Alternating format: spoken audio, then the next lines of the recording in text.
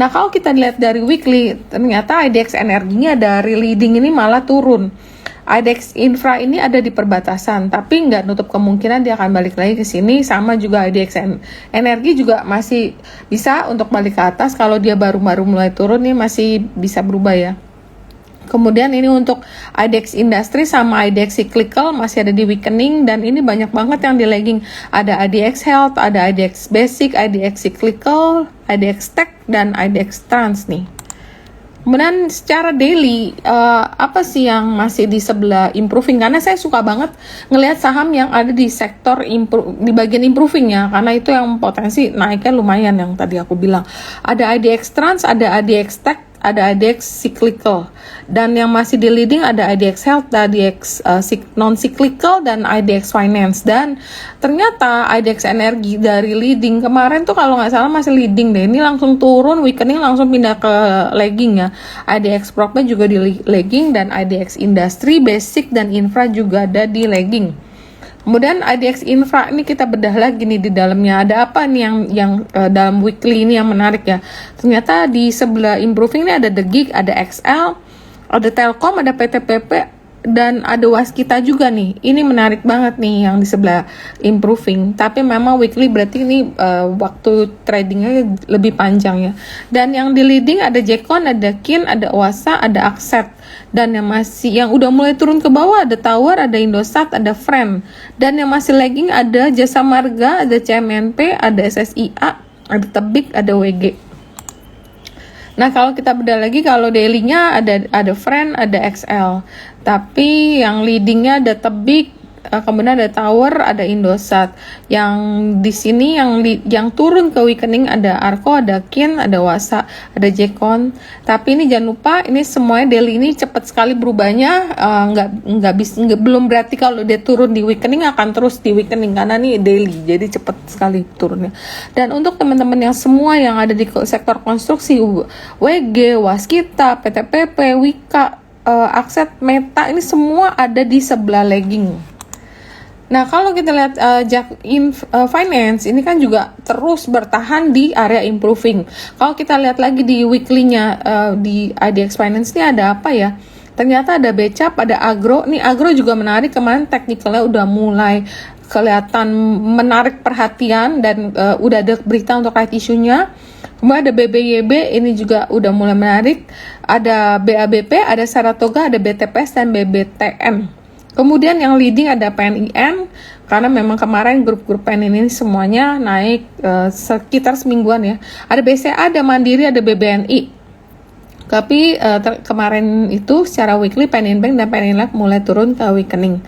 Dan yang ada di sebelah lagging ada Amar, ada BBHI, ada BANK, ada BBKP, dan ada BJTM, ada BII juga. Nah, kalau daily-nya ini ada Amar, BABP, dan BANK, dan leading-nya ini ternyata ada PNIN Bank sama PNIN Life ya ini ya. Oh, PNBS ya, PNBS sama BRIS sama BTPN. Ini kemarin memang sangat menarik nih untuk dua bank ini ya, grup PNIN. Dan yang pindah dari leading ke bawah adalah PNIN Life dan PNIN. Kemudian IDX Tech ini memang kelihatannya mulai mau bergerak ya. Kalau kita lihat dari weekly, ternyata yang leading ini ada NFCX, dan ada Bukalapak, ada Edge. Dan di bagian improving ada MTech ya, memang MTech kelihatan chartnya mulai bagus juga nih. Dan yang dari leading turun ke bawah ini apa yang nggak kelihatan sini? Ada MCAS juga di sebelah lagging. Ini yang kalau daily-nya kita lihat ada Goto, kemudian yang pindah ke leading ada Bukalapak. Bukalapak nih kelihatannya apa ini mau bergerak naik ya, memang harga udah cukup rendah sih saat ini sih. Kemudian ada NFCX ada di weakening. Nah, ini adalah saham-saham yang berada di sektor-sektor tadi ya. Nanti bisa dilihat, nanti akan saya share ini melalui grup dan channel Telegram. Oke, untuk technical Waskita ini gimana ya? Waskita kalau kita lihat overall masih sideways. Jadi antara 480, 585 range-nya sekitar segitu. Tapi saat ini Waskita udah mendekati support di sekitar 480, dan indikator MACD kalau kita lihat di sini sudah berpotensi membentuk golden cross. Strategi untuk invest di waskita adalah cicil buy on weakness, jadi slowly buy.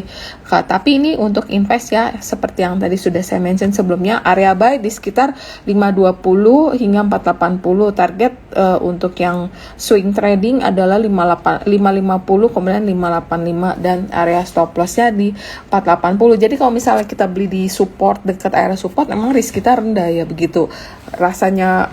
Kita buat trading kita nggak nyaman, kita cut lossnya juga deket ini. Tapi kalau buat invest aku rasa ini udah di bottom sih, udah cukup murah lah, cicil buy ini sangat menarik. Kemudian untuk Bank Danamon ini rebound dari support MA 200 hari dan dia break class high di 284. Jika dia break class high di 2840 akan memulai tren baru, yaitu tren naik. Indikator MACD berpotensi membentuk golden cross buy if dia ngebreak di 2840. Dan tapi kalau kalian mau buy slowly cicil buy, bisa di area 2840 hingga 2630 dengan target pertama 3000 dan target kedua ada 3250 dan stop loss ya di 2600. Kemudian ada KKS Kusuma rebound dan akan tes last high di 173. Break level tersebut parabolic SAR berpotensi mengkonfirmasi sinyal buy. Jadi buat teman-teman yang ingin trading bisa buy if ngebreak 173. Tapi buat yang invest bisa buy di area 175 hingga 164 dengan target pertama 191 dan target kedua di 214 dan stop loss 157. Kemudian ada Jasa Marga juga cukup menarik, bertahan koreksi bertahan di support kuat jangka panjang yaitu di area 3250 hingga 3220. Break resisten 3330 akan membuka peluang Jasa Marga untuk rally ke 3460 hingga 3600. Overall trennya masih bearish ya, tapi kalau misalnya mau beli untuk yang trading buy if ngebreak 3330, tapi buat investor karena harga sudah terkoreksi banyak bisa beli untuk long term cicil beli di 3350 hingga 3250 dengan target pertama 3460 dan target kedua 36 dan stop lossnya di 3230. Oke, kemudian untuk agro yang seperti tadi saya lihat, agro chartnya kelihatannya mulai menarik. Agro rebound dengan tes resistant down channel di 620. Break level tersebut akan membuka peluang agro untuk rally ke 765. Overall agro itu masih di bullish divergent. Buy if 620 untuk yang trading, kemudian yang untuk yang cicil yang slowly buy bisa di 635 hingga 585 dengan target pertama di 660, target kedua 720 dan stop loss 550. MACD-nya sudah positif dan pala besarnya sudah positif juga. Kemudian ini ada Arko duo EBT, kemarin sebenarnya chartnya dua-duanya sama bagus, cuman kita angkat salah satu aja. Arko itu terkoreksi bertahan di FR 61,8 di 640. Break resistant down trend line di 720 akan membuka peluang menguji tes last high di 835. Indikator MACD berpotensi membentuk golden cross buy if di atas 720 dan buy area di 730 hingga 650, target 1745 dan target 2 di 830 ya. Stop loss di 645. Oke, ini kalau buat teman-teman yang ingin melakukan kelas teknikal atau ingin belajar teknikal, bisa hubungin admin kita memberikan kelas teknikal biar teman-teman tuh bisa lebih cuan lagi tradingnya. Istilah kita memang kita belajar terus secara fundamental dan secara teknikal, karena memang market ini bergeraknya sangat cepat sekali, jadi kita butuh sekali ada panduan-panduan yang di sisi teknikal untuk membantu trading kita. Mungkin itu aja sebagian yang menarik. Nanti ini akan saya share ke lewat grup WA. Mungkin gini aja dari saya. Mungkin dari Ruth atau Bu Alvina ada closing statement untuk teman-teman? Ya, silakan Mbak Alvina. Iya, kalau dari saya terima kasih banget nih buat cerita dan juga Mbak Ruth yang sudah mau meluangkan waktunya. Begitupun juga dengan Bapak dan Ibu yang sudah mau meluangkan waktunya nih di hari Sabtu siang mau mengenalkan webinarnya Waskita bersama dengan IE. Kalau dari saya, Waskita Karya itu memang sudah banyak melakukan perubahan-perubahan dan juga perbaikan kami harapannya adalah untuk kedepannya perusahaan Waskita Karya ini menjadi perusahaan yang memiliki fundamental baik itu finansial maupun operasional lebih sehat. Lalu juga kami mohon dukungannya Bapak dan Ibu pada saat kami akan melakukan right issue, mohon supportnya. Mungkin tadi cerita bilang bahwa nilai saham Waskita ini masih cukup terbilang murah.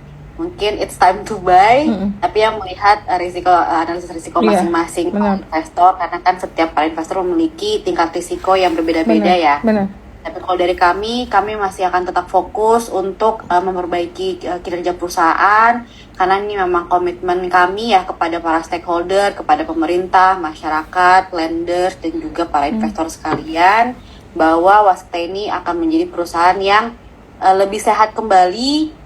Kami berharap mungkin ke level sebelum adanya pandemi COVID-19 gitu. Jadi secara balance sheet sehat, secara growth juga sehat, dan juga tentunya berkesinambungan ya. Ya, dan terus memperbaiki kinerja dengan menurunkan tingkat hutang ya, di mana ini akan kita harap tahun berapa targetnya 2025 ya, akan lebih sehat lagi ya. Oke, mungkin ya ini makanya aku juga termasuk orang yang saat ini sangat mensupport untuk sektor konstruksi, karena menurut saya sektor konstruksi itu sekitar 2 tahun ya, mungkin 2 tahun lebih ini udah nggak perform ya. Dengan harapan adanya pembangunan IKN ini akan membantu untuk sektor ini dan teman-teman di konstruksi ini untuk perform lagi nih sahamnya, karena memang udah lama dari zamannya COVID ya, anggarannya banyak dipotong. Sekarang udah ada penambahan anggaran karena anggaran kesehatan mungkin udah cukup ya, jadi ada penambahan anggaran dari pemerintah. Jadi ini mungkin juga bisa mensupport dan menambah katalis untuk sektor ini termasuk Waskita. Oke, mungkin Ruth ada tambahan, mau kasih summary daripada hari ini atau gimana? Oke, mungkin kalau dari saya, Bapak Ibu investor bisa selalu ini ya, stay hungry sih. Stay hungry untuk apa sih outlook kedepannya, cari yang benar-benar ada outlook story-nya. Meskipun kemarin sempat jatuh atau gimana karena COVID-19, itu kan banyak banget kan perusahaan yang jatuh. Tapi bisa cari yang punya turnaround story yang bagus dan bisa cepat adaptif gitu ya. Karena kalau sekarang sih, kalau dari Waskita khususnya gitu, mobilitas kita pasti sangat mendukung gitu. Terkait pendapatan, earnings Waskita ke depannya, sehingga masih ada potensial gitu ya, masih ada upside yang kita masih bisa lihat, baik dari sisi fundamental ataupun teknikal, dan tetap resiko harus dipertimbangkan. Managing risk menurut saya itu penting sekali, khususnya kalau kita mau investasi ataupun trading. Itu aja sih cerita, thank you. Oke, mungkin kita tutup dulu untuk hari ini. Terima kasih banyak untuk teman-teman dari Waskita, untuk Pak Destiawan yang udah meluangkan waktunya, Bu Alvina, untuk Ruth, dan semua teman-teman yang udah hadir. Kita senang banget belajar untuk progres daripada Waskita untuk improving secara fundamental menuju company yang lebih sehat lagi ke depannya. Oke, mungkin gitu dulu, sampai ketemu di kesempatan yang lain. Pak Destiawan mungkin ada mau kasih kata penutup nih buat teman-teman. Cepat ya, mohon maaf nih. Terus selesai. Jadi yang pertama saya ucapkan terima kasih nih kepada para investor, Mbak Rita, terus kemudian Mbak siapa tadi? Mbak Ruth. Putih. Ruth Barut ya. Atas waktunya dan kemudian melakukan arrangement terhadap acara ini.